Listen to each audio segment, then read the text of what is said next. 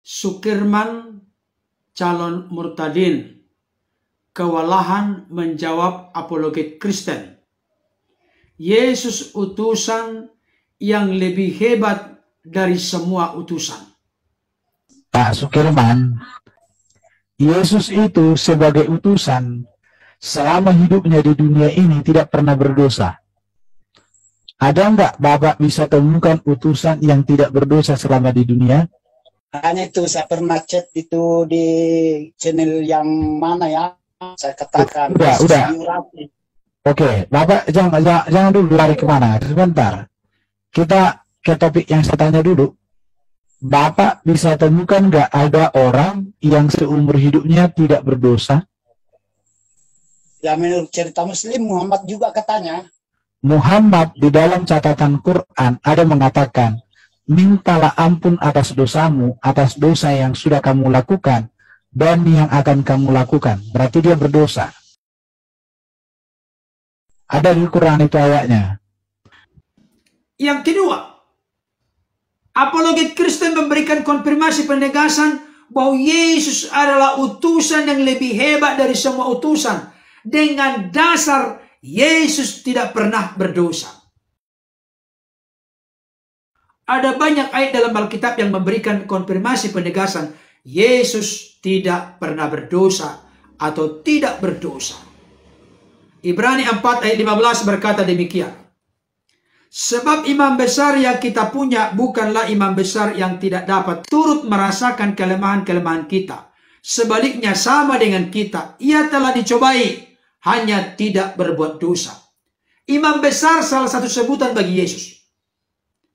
Imam besar yang kita punya adalah imam besar yang turut merasakan kelemahan-kelemahan kita. Ia telah dicobai, tetapi tidak berbuat dosa.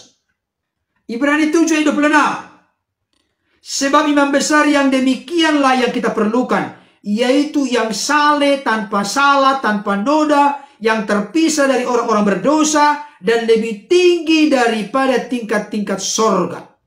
Di sini jelas dikatakan bahwa imam besar yang adalah Yesus, saleh, tanpa salah, tanpa noda, yang terpisah dari orang-orang berdosa, lebih tinggi daripada tingkat-tingkat sorga. Saudaraku yang dikasih Tuhan, 1 Petrus 2 ayat 21 sampai 22.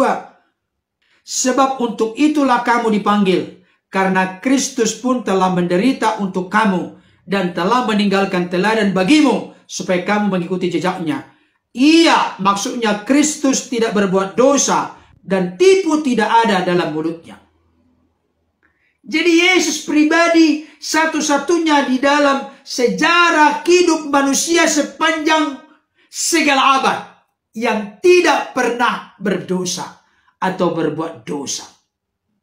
Ini merupakan satu sukacita besar bagi kita yang meneguhkan, meyakinkan kita bahwa Yesus yang tidak berdosa layak menjadi juru selamat yang menyelamatkan kita dari dosa. Tidak mungkin orang berdosa menyelamatkan orang berdosa. No, tidak mungkin. Tapi Sang Firman yang telah nujul turun menjadi manusia, namanya Yesus, ternyata selama hidupnya kurang lebih 33,5 tahun di dunia ini, dia tidak pernah berdosa, tidak pernah berbuat dosa, karena memang dia dikandung tanpa benih yang berdosa. Itu sebabnya Rasul Paulus dengan jelas berkata di dalam 1 Timotius 1 ayat 15, perkataan ini benar dan patut diterima sepenuhnya. Kristus Yesus datang ke dunia untuk menyelamatkan orang berdosa, dan di antara mereka akulah yang paling berdosa. Perhatikan, Kristus Yesus datang ke dunia untuk menyelamatkan orang berdosa. Bagaimana mungkin Yesus, Sang Firman yang telah turun menjadi manusia, menyelamatkan manusia dari dosa kalau dia sendiri berdosa? Kenapa kita yakin kita pasti diselamatkan?